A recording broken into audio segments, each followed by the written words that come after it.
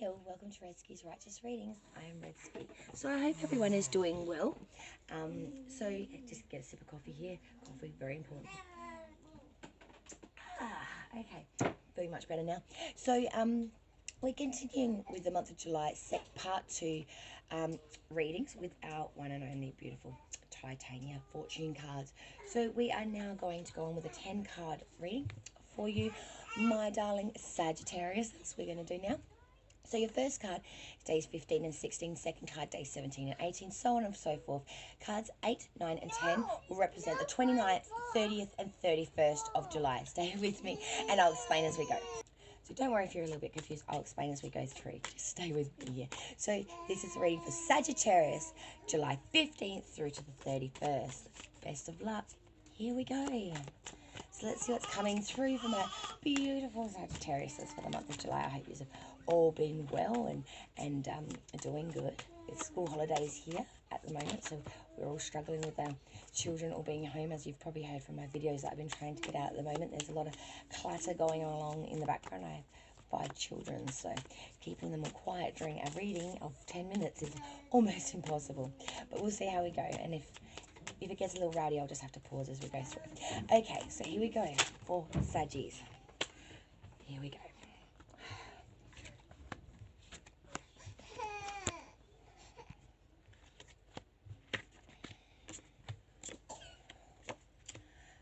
Okay, so Sagittarius. Okay, so your first card, which stays 15 and 16, is none other than the book. So the book can stand for things to still be revealed, also books in itself and or learning, publishing, and it's a bright, optimistic card.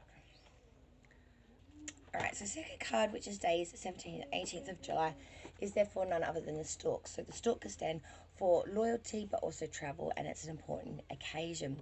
So maybe via sort of a letter or something coming in, you're going to be receiving news of a very special occasion that you may have been unforeseen or you may have forgotten about. And this is really going to take most of your attention at that early mid-July period. So third card, which is days 19 and 20, is none other than the cross. So the cross is a card of destiny. It's also classed as an occult card. Can mean pain or require the reader to be strong and self-contained during this time. It is neither positive nor negative in agenda. It simply means that something is coming. So therefore, maybe divine intervention is coming your way to sort of put you in the right place at the right time, so to speak. Maybe you have sort of gone off the beaten path of where you're supposed to be currently, and this is going to come in to put you back on track. So fourth card, which is of course days 21 and 22, is none other than the fish. So the fish is a card of fortune and or money. It also can stand for dreams. So maybe you're having some dreams and or issues regarding money. This is trying to tell you that it is giving you messages through your dreams or through sort of subliminal messaging. So for instance, you may be seeing a number, a word, or a symbol, or something that is repetitive in nature. It's a sign telling you something. So there's messages coming through there. Okay, so card 5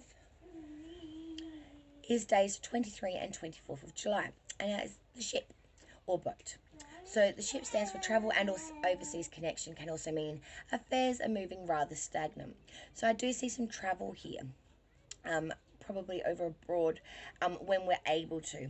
Obviously there's some currents here in July that are pulling you in another direction.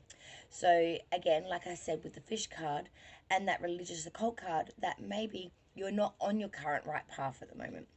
Maybe something is going to come in to literally shift everything for you and put you back on track. Not necessarily where you thought you should be or where you thought you are, but more where you are supposed to be and where you're supposed to go. So then we go to card 6, which is days 25 and 26 of July. And this card is actually quite lovely. So we have none other than the letters. So letters, of course, is news coming in. This is fast moving news and news that you would not expect to hear.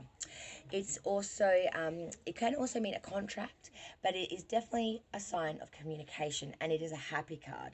So positive communication, more so actually heartfelt communication. So this could be someone from the past maybe coming through, or someone that you have not heard from a long time, or maybe someone that you are concerned about over this quarantine period. News is going to come through quite swift and of a happy condensation. So this is a great sign. So then we move on to your 7th card, which is none other than days 27 and 28th of July, and that is the Road. So the Road is a new direction, and it can stand for travel, but it is 100% a card of change. So this is a total change in direction, either physically or metaphorically speaking. So for example, your thought and or feelings towards something may change. You know, the old saying, you did a 360, you're going to do a full change. Now that could literally mean taking another direction or route to somewhere, or it could mean the death and or change of a mindset and a way of thinking, which is sort of what I'm leaning towards here for you, Sagittarius. So the road you are traveling is going to change. So your 8th card, which of course is days 29 of July, is none other than the Garden. And I think this ties in lovely with the Road, because the Garden is again a very positive card, but it's a place to meet a friend or business office. It is essentially somewhere people can meet and come together in a safe and feeling of good vibes environment. So maybe this travel is going to take you back to a place of heartfelt memories and or safety. So your 9th card, which of course is the 30th of July, is none other than the Tower. So the Tower is an extremely powerful card, no matter what way you look at it. It means long life or something from the past, someone older. It is always regarded as an occult card, and it is one of the most powerful cards in the deck. It stands for just a past energy that is so strong, an older past energy. It doesn't have to be male or female in condensation. It doesn't have to be, it does not speak to whether it is love or in what it is regarding, just that it is extremely powerful. And then when you couple that with your 10th card, which is your final card for this reading, Sagittarius, which is of course the 31st of July, which is none other than the Whip. So the Whip itself means strife, quarrels, and or punishment. So when you back that with that Tower card for the 30th and 31st of July, it is an extremely powerful message, Sagittarius. Something with extreme power, someone from the past, person, or is coming in to give strife, punishment, and or quarrels with you. So that is a very powerful sign that something is coming at that very end of July, and it really is going to sort of come at you from the side. So this is a warning to look out for that long before it comes to you. So Sagittarius, I would say that most of that reading is quite positive in condensation. I would be a little bit concerned once you hit that 29th area of July, because there is definitely something very powerful coming that is of a negative nature there. There is some strife, punishment, and or quarrels coming through for you at the end of July. I'm sure that you will master that coming into August, though. We'll find out more about that in the next reading rounds. Okay, Sagittarius, light and love to you. That is your July readings done now, and I hope to see you again back in August. Redski out.